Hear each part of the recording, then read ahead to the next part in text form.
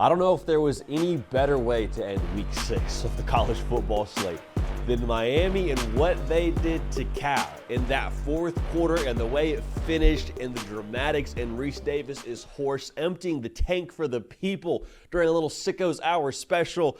Cam Ward, speaking of special, he is very special. We'll talk about all that right now if you're a Miami Hurricane fan. If you're a college football sicko that stayed up for this deal, that was darn near like 2:30 a.m. Eastern, just make sure you subscribe. College football the way that you want college football discussed, all right? So we appreciate you for that. Now for Miami, this first half was abysmal. Like in our preview for this game, we said, hey, Miami, if you want to lose this football game, do exactly what you did against Virginia Tech. And I don't know if they did exactly what they did to Va Tech in that first half, but there weren't, the turnover fiasco that you saw in that game. But it was bad.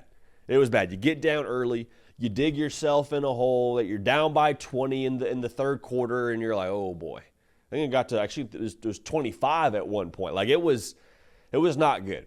In the second half, you got Cam Ward scrambling to his right, throwing back across his body. The ball hangs up there. It's a pick six the other way. And I mean, at that point, if you're a Miami fan, you were like, for real, this is how it ends, huh? On the road at Cal for College game day. And this is how we go down. Cool. You're not saying cool, but you're like, all right, great. Awesome. I'm speaking sarcastically, of course. There was a feeling, though, a little bit like, man, okay, for Miami, it finally caught up with them. What they did against Va Tech and not really playing anybody after Florida, it finally caught up with them, right? Wrong. Wrong, because as long as you have number one playing quarterback for you, you got a chance. And I don't want to just say it was only Cam Ward, because you saw the entire team now put their arms together, link arms, grit their teeth, and say, nope, not like this. Not like this. Defensively, drew a line in the sand, got the ball back for Cam Ward. Receiving court made play after play after play. But let's be like the second half from Cam Ward specifically was nothing short of unreal. And you could tell the entire team was vibrating at his intensity. There was no flinch. There was no panic. It was a lot of, okay, play the next play. We're going to go as we go. Let's get after it. Let's roll here, one at a time, one drive at a time. And even when Cam Ward threw that pick six, you could tell, like, yes, there was a sense of urgency, but there was no panic, no overly frustrated nature about him. Like, he legitimately was just playing the next play. We say this a lot about him. Psychopath in nature. That's who Cam Ward is. Finished the night really playing one good half of football, less than that, with over 400 yards passing, 2 touchdowns, ran for a touchdown. Like, the dude is special. The dude is just very, very special. I don't know what to tell you. He just took over in the second half. And I think that shot of him in the huddle when they are going in to score the go-ahead touchdown tells you everything you need to know about this Miami team and about Cam Ward. Cam Ward has his helmet off, speaking to his entire huddle. Essentially what it looked like to me, and I don't have like intel on this, but this is how it looked, speaking specifically to each receiver, and I don't know if they were drawing up the play, but they were speaking to each receiver's route and telling them how they were going to get it done.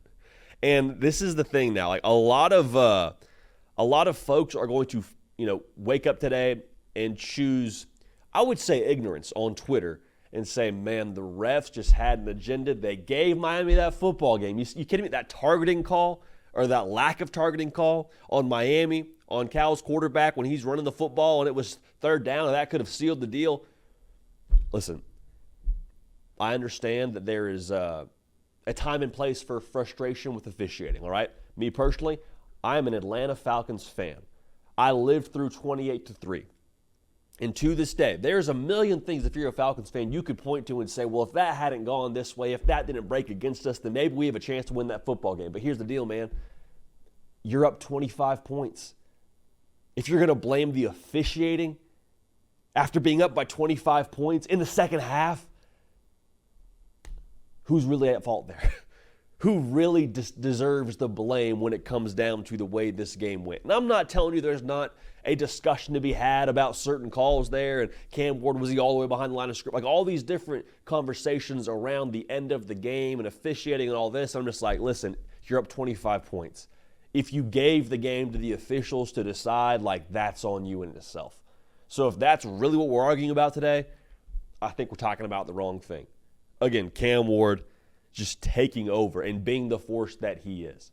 And I said it actually when they were down, I believe it was 20-25, and I said, hey, Cam Ward, if you want a Heisman moment now would be a good time.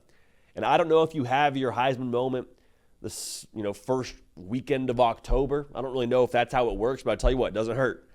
And you would like to see them play 2 good halves of football, because when they're on, when Miami is operating at the level they were operating at during the second half of last night, all bets are off. All bets are off. That is a special player there. I mean, that feels like the analysis for this game, man. Cam Ward doing Cam Ward things ultimately ended up being the difference maker in this game for Miami.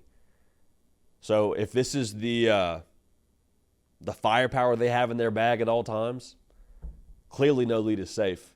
With Cam Ward and the attitude and the persona that he clearly has, infected this team with the we don't care, we play our game, we don't care about the score, we just keep balling. If that's going to be who they are, man, like, best of luck with everyone who has to play Miami. Now, I would say this too. If you're Miami, it's a nice story this morning because you found a way to come back and win. But we all understand this now. We could be telling a very different story about Miami. They could have been one of the casualties of a bizarre/nuts Week 6 slate in the college football world. You got to find a way to put two good halves together. And you would hope, if you're a Miami fan, this is now the wake-up call, having 2 weeks in a row where you have to surge from behind and find a way to get it done. Miami drove it and found a way to score with less than a minute left in this football game.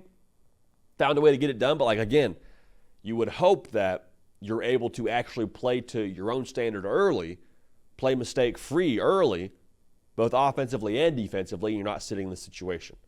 So Miami's got to pick up the pieces here a little bit, find a way to hit the reset, find a way to push forward here. That is 2 emotionally draining wins in a row, but I'll tell you this, the Canes, sometimes, man, it's about just surviving. It's about just finding a way when it's really not your day, and for the better part of 4 quarters, it was not Miami's day yesterday. Every college football team is going to have a day like this, whether you're Alabama like we saw yesterday or whether you're Miami or whoever you are, you're going to have a day where you don't have your very best. What happens on those days? For Miami, it was a 1-point win on the road at a just ridiculous hour with a straining Reese Davis, giving it all for the people after hosting game day at 6 a.m. local. He's calling the Sickos Hour special at 10:30 Eastern. So we appreciate Reese Davis for that. We appreciate y'all. Make sure you're subscribed. Get at me on the socials, Instagram and Twitter, at JD Piquel. Let me know your takeaways from last night's insane win for Miami over Cal Berkeley. We appreciate you. We love y'all. And we keep this party rolling. We will see y'all next time.